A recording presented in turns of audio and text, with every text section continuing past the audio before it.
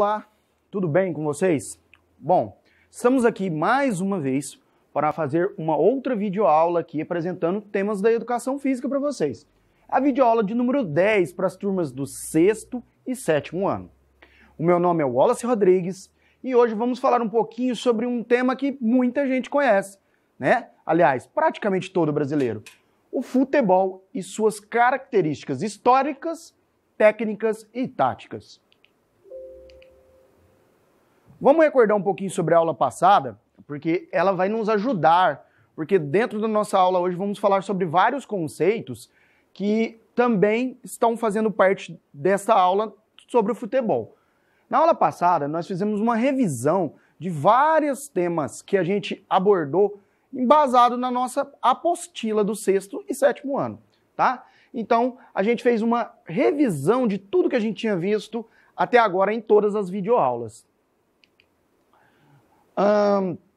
Então vamos lá. O tema da nossa aula é futebol, como eu já havia dito, e temos alguns subtemas, ou seja, algumas características que nós vamos abordar mais especificamente, como a história do futebol, principais técnicas, movimentos realizados, capacidades físicas envolvidas durante o jogo de futebol, curiosidades sobre a modalidade e, no final, ainda vamos dar uma sugestão de atividade relacionada com o futebol. A história do futebol começa lá na Inglaterra, lá por volta do ano de 1863, quando duas associações de jogos de bola, né, jogos diferentes do futebol, se uniram e fizeram algumas modificações nesses esportes que já existiam para conseguir montar as regras do futebol. Então, eles inventaram. Os ingleses são os inventores do futebol. Depois que essa associação inglesa de futebol foi criada, né, depois que eles inventaram as regras, a associação escocesa, a associação do país de Gales, a irlandesa, ou seja, os países da Grã-Bretanha, né, começaram a também praticar esse esporte. Outros países vieram em sequência, como, por exemplo, Suíça, Bélgica, Alemanha e até países da América do Sul, como Uruguai e a Argentina. A Confederação Brasileira de Futebol só foi surgir em 1919, mas não foi nessa data que chegou no Brasil. No Brasil, ela chegou um pouco antes, mas ele era jogado de forma amadora. Foi somente a partir de 1919 que a Confederação Brasileira foi criada e toda uma sistematização para as competições foi feita. Como eu disse, chegou antes no Brasil o futebol, né? Chegou lá pelo fim do século XIX, com um inglês chamado Charles Miller. Foi ele que foi estudar na Inglaterra e voltou com algumas bolas e uniformes e um livro de regras. E começou a difundir esse esporte aqui no Brasil. E ele é considerado, então, o pai do esporte aqui dentro do nosso país, o Charles Miller. Inclusive, existem prêmios e campeonatos que levam o nome dele para homenageá-lo. Após a chegada do futebol no país, rapidamente ele se popularizou, principalmente até pelas camadas um pouco inferiores. Não era comum o acesso a camadas inferiores da sociedade praticar o esporte, era mais destinado às elites.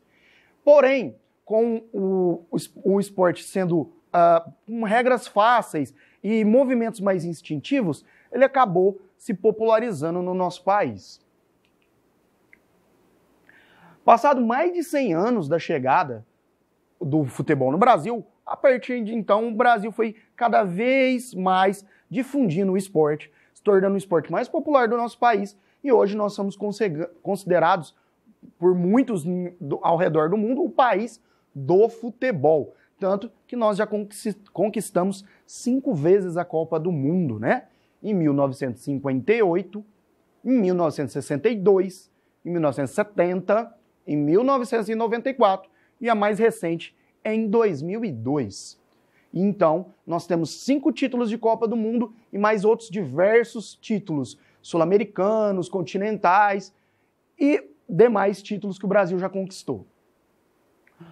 Bom, no futebol temos técnicas e movimentos específicos para ele, assim como todo o esporte, tá?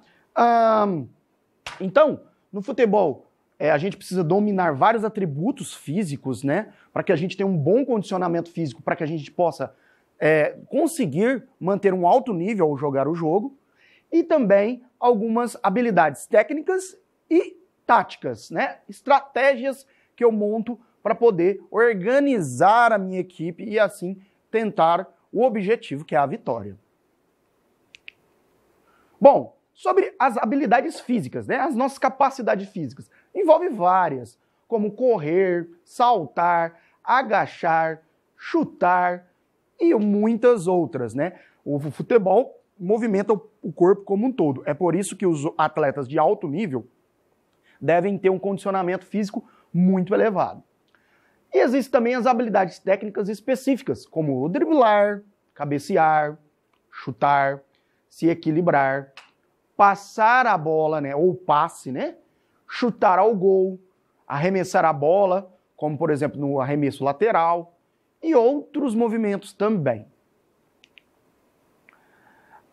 As estratégias táticas de posicionamento são aquelas estratégias como o time fica organizado, né? Porque não existe um futebol, principalmente quando ele é jogado de uma forma um pouco mais dentro das regras, né? Não em forma de brincadeira, nada impede de fazer o futebol de uma forma mais lúdica. As crianças brincam assim, é assim que elas aprendem, né?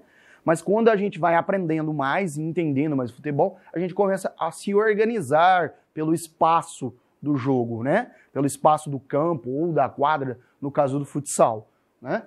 E então a gente tem alguns conceitos. Por exemplo, o sistema defensivo e o sistema ofensivo.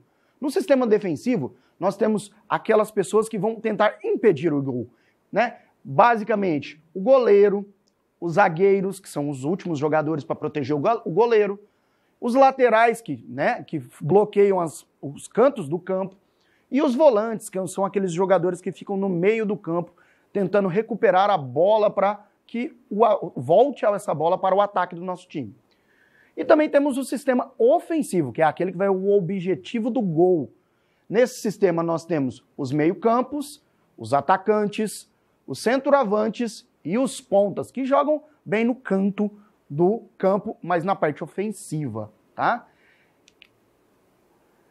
Estratégias táticas e de formação. Então, vamos entender um pouquinho melhor sobre isso.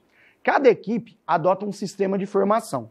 Quem define essas estratégias são os técnicos, juntamente com os jogadores que ele tem, tá? As formações mais comuns são as próximas que eu vou mostrar para vocês.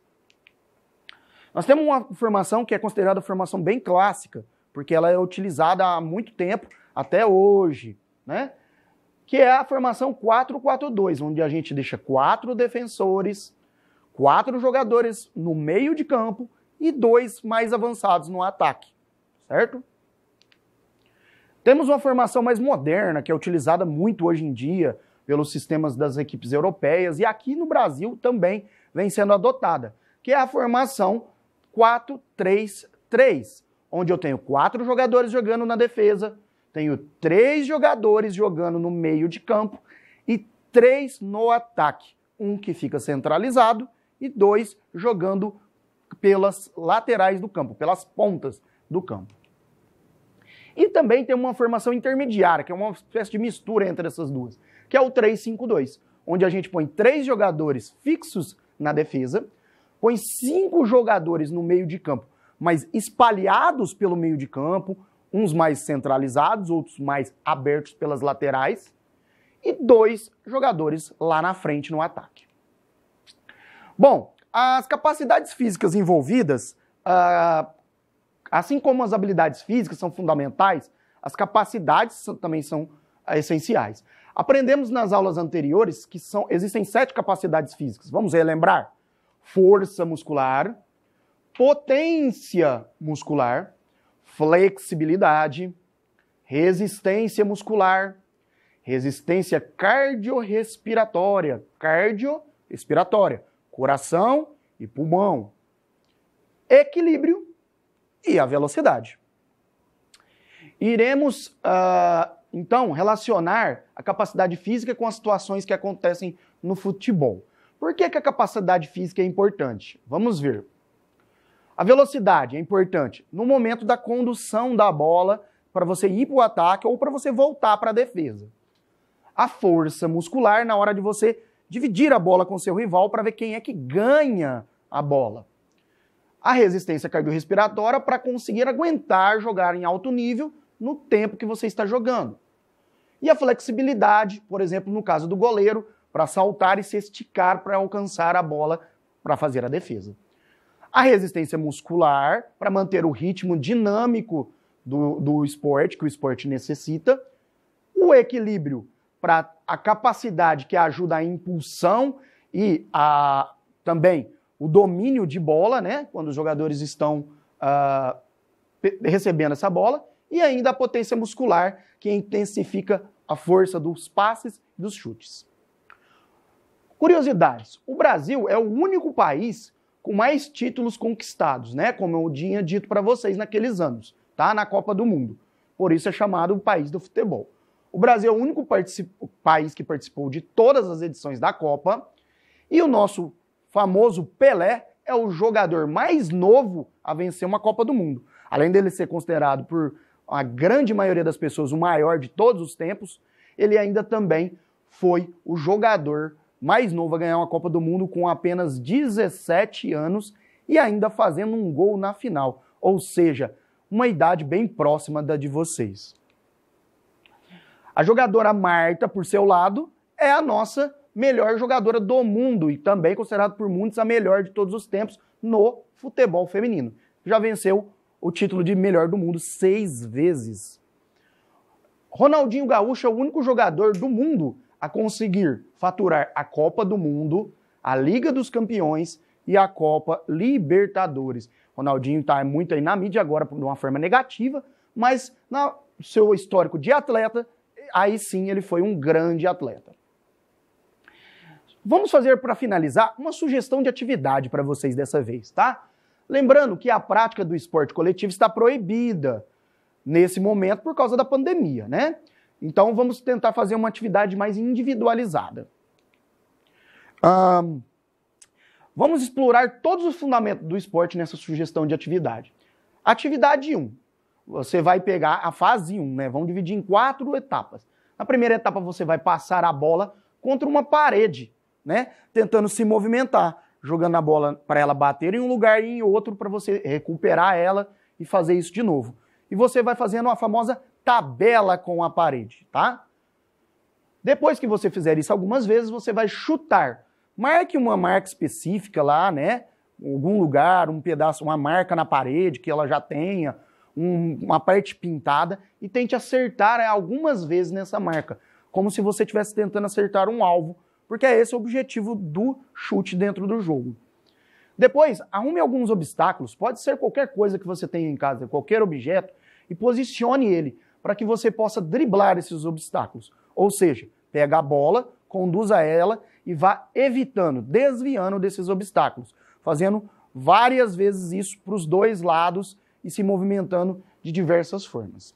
E depois, numa última etapa, você joga a bola para cima e tenta dominar ela para ela estar em seu controle. Ou seja, joga a bola e tenta dominar ela de um jeito que ela fica próxima de você e não escape para longe de você.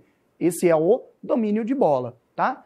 E depois que você fizer isso, faça isso algumas vezes. Tente cronometrar o seu tempo também, para ver se você está conseguindo fazer. E vá criando metas para você mesmo. Quantas vezes você acerta na marca, quantas vezes você passa pelos obstáculos para driblar, certo? Bom, pessoal, então, tivemos um apanhado aqui sobre o futebol. Todo mundo sabe muito sobre futebol, né? Mas isso aqui foi algumas curiosidades, dicas sobre a história do futebol, tanto no mundo quanto no nosso país, e algumas relações daquilo que a gente já aprendeu, como as capacidades físicas e também as habilidades motoras que a gente desenvolve. Como essas habilidades e essas capacidades interferem dentro do jogo do futebol. Foi isso que eu quis passar para vocês hoje, espero que vocês tenham entendido. A gente vai ficando por aqui, até a próxima aula. Espero que vocês continuem praticando atividades físicas na sua casa, que seja a sugestão nossa do futebol ou outras, mas sempre se movimente. Somos seres de movimento, tá? E, claro, se cuidem durante essa pandemia, né? Uma hora isso tudo vai passar e estaremos de novo para jogar o bom e velho futebol dentro da nossa escola lá na quadra. Obrigado a todos, valeu, tchau!